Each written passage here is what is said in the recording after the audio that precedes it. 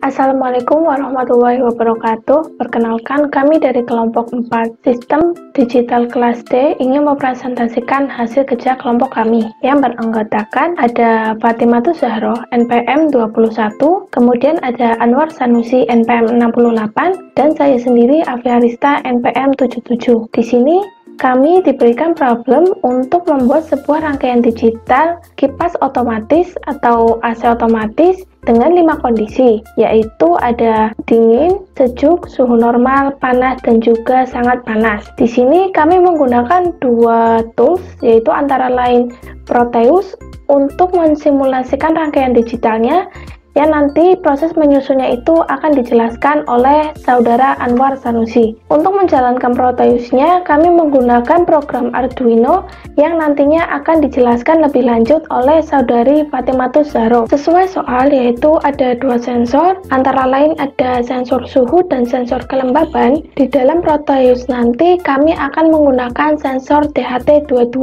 yang mana fungsinya itu untuk menangkap sensor suhu dan juga sensor kelembaban tadi.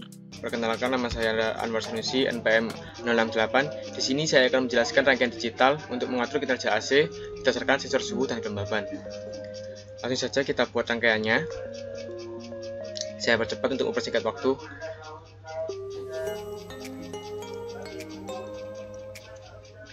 Oke, rangkaiannya sudah jadi. Rangkaiannya sudah saya hubungkan sedemikian rupa pada tiap komponen supaya bisa berjalan. Jadi sebelum kita membuat rangkaian seperti ini, pertama-tama yang harus kita siapkan adalah si microcontroller. Di sini kelompok kami menggunakan Arduino Uno R3. Jadi microcontroller sendiri itu adalah sebuah chip yang berfungsi untuk mengontrol sebuah rangkaian elektronik, dan umumnya yaitu menyimpan sebuah program. Jadi saat kita ingin menggunakan si Arduino, kita harus membuat programnya terlebih dahulu, lalu menyimpan sebuah programnya ke dalam si Arduino. Nanti program yang sudah kita buat tadi akan dijalankan oleh si Arduino. Komponen yang kedua yang kita butuhkan adalah sensor suhu dan kelembaban. Di sini kelompok kami menggunakan sensor DHT11. Mengapa kelompok kami menggunakan ini? Karena sensor ini itu lebih cepat dalam sensor pembacaannya, dan dia itu tidak mudah mengalami terinterferensi. Selanjutnya yaitu potensiometer.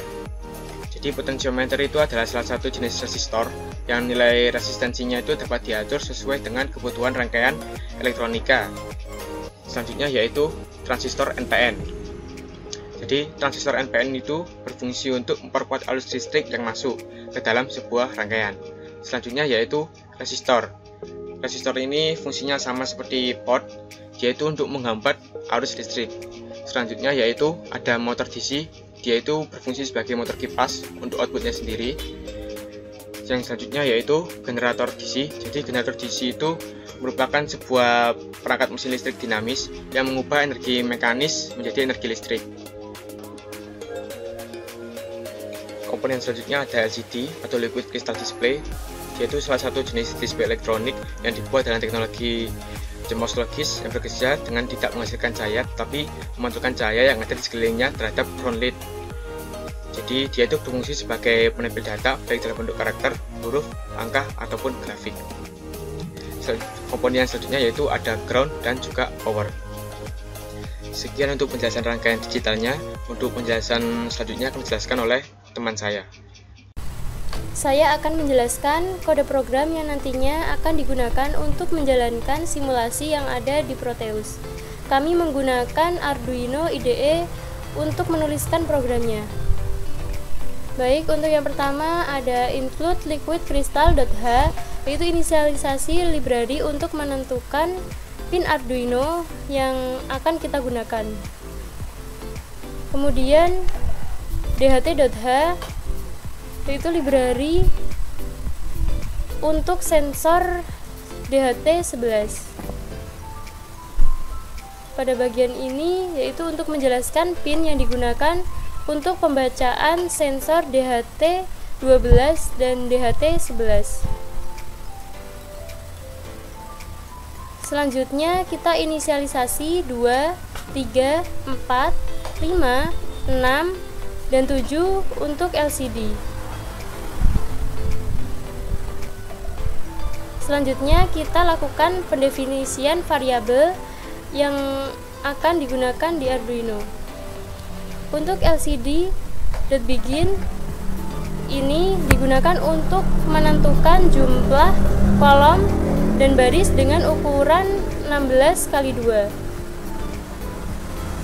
Untuk pin mode A0 dan pin mode A1 ini digunakan untuk mengatur digital pin sebagai output. Selanjutnya kita masuk ke void loop yang kita gunakan untuk logika pemrograman. Nah, delay di sini digunakan untuk jeda waktu. Di sini ada dua variabel, yaitu variabel H dan variabel T dengan tipe data float.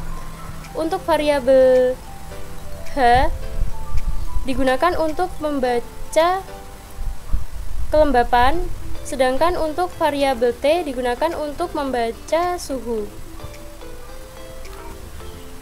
Ketika suhu dingin, yaitu 15 derajat, maka kedua kipas akan mati. Dan untuk suhu sejuk dengan interval 15-22 derajat, maka kedua kipas juga akan mati. Selanjutnya untuk suhu normal dengan interval 22-28 derajat Celcius, maka salah satu kipas akan menyala dan kipas lain akan mati. Untuk suhu panas dengan interval 28-35 derajat Celcius, salah satu kipas akan menyala dan kipas lain akan mati. Dan yang terakhir untuk suhu panas, kedua kipas akan menyala. Untuk proses menjalankan simulasinya akan dijelaskan oleh teman saya. Selanjutnya kita akan mensimulasikan program Arduino ini ke dalam rangkaian digital yang ada di Proteus. Langkahnya kita compile dulu program Arduino-nya. Kemudian setelah proses compiling selesai, kita cari sebuah file dengan kode .hex.